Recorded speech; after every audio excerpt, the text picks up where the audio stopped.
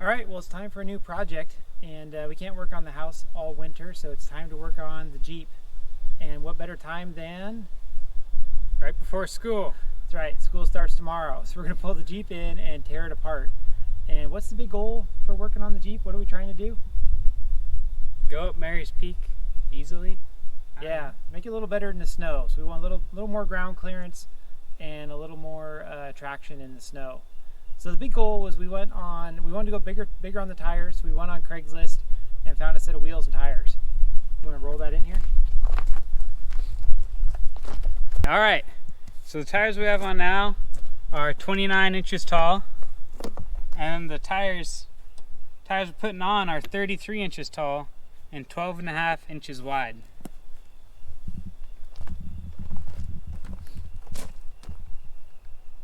So we figured to get those tires under the Jeep safely, we're going to have to put a little lift on it, and we're also going to change the gearing.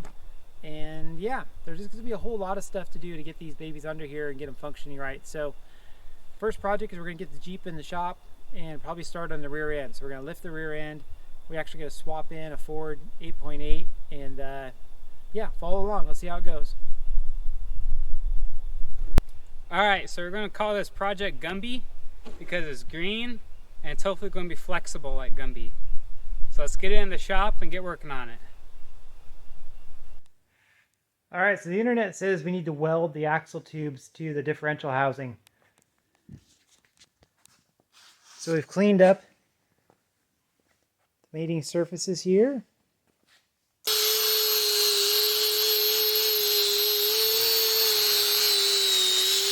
And we're going to heat things up and then try to weld them. Now, why exactly we're doing this? You know, I'm not sure. We're not making a lot of horsepower or running huge tubes or running huge wheels. But the internet says we got to do it. So we're going to do it. we're going to do it. Lucas is going to weld one side. I'm going to weld one side. And then we'll hope we don't screw it up and our axle stays nice and straight. It's definitely something that serious off-roaders do. And that's who we are. Serious internet off-roaders.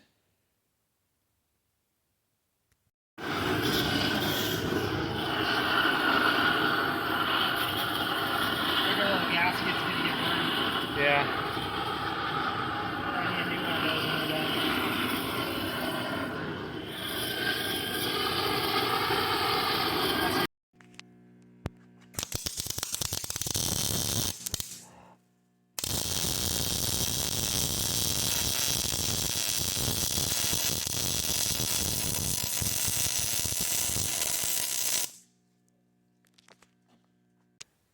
All right, welding went pretty good. We'll get a little look and see at the welds once they cool off. Lucas did one side, I did the other.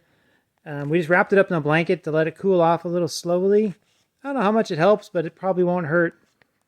But anyways, Lucas, what's our next step? Pull out the rear axle. That's right, out with the old. There's a couple bolts over here that are notoriously fun to get out.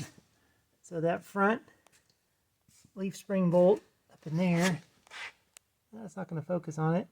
Anyways, that one, the nut is typically seized up in the frame, so hopefully we can get that one out. We got drop drive line, disconnect some brake lines, and we'll pull the whole leaf spring pack out with the axle. So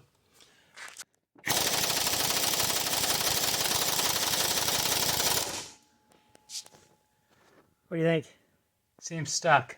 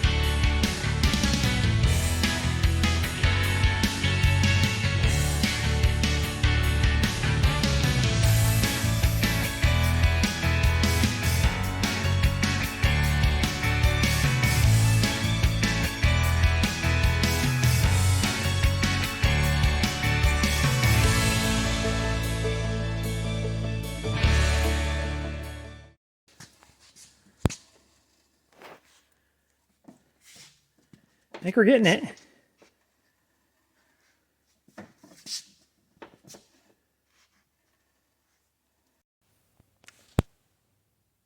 All right, working on getting the rear leaf spring bolts out, and based on how hard the front one fought, I was not too excited to see how this back one was going to go. And if you look up in here, it's pretty like coated in dirt. And I know there's a nut back in there captured that tends to get rusty. So what I did, I'm going to focus, drilled a little hole right there. Now I'm going to spray some penetrating fluid in that hole to see if we can get some on that nut.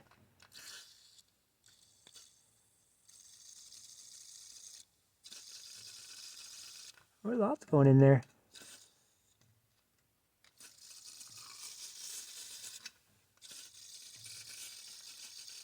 There we go. Anyways, we'll let that sit overnight, and hopefully that'll make getting that bolt out a lot easier. All right, time to work on the back ones.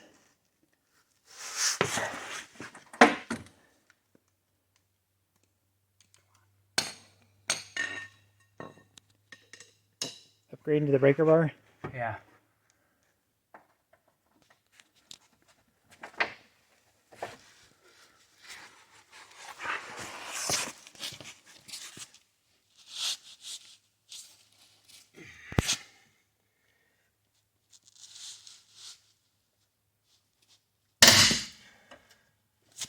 Oh, it's moving.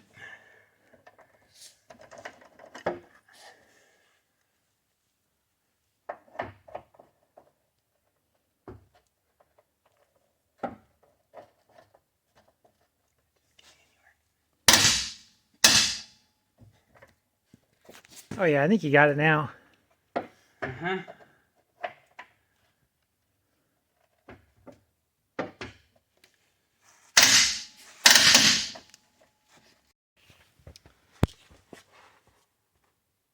All right, well, we finally got the last bolt out, and that was the front leaf spring bolt on the passenger side.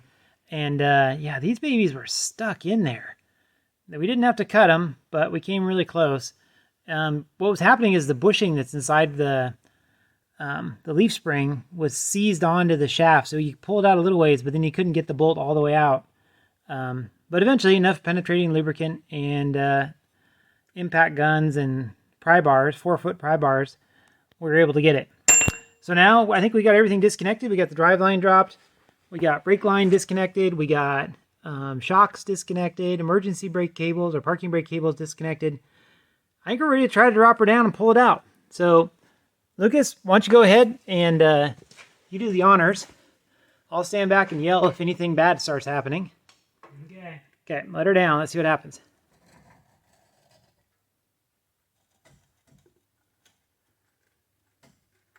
I think it's getting hung up in the back by the exhaust pipe again.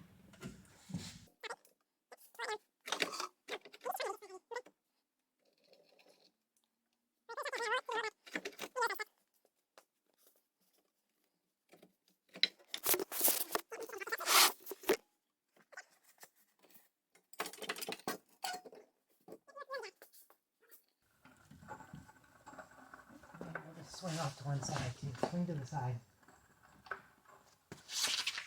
Okay.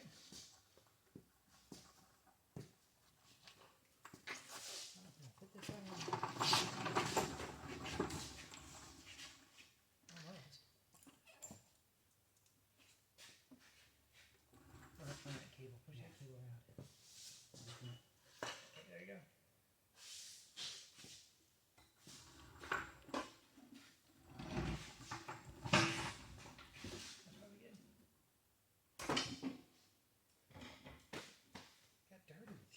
I didn't want to get dirty.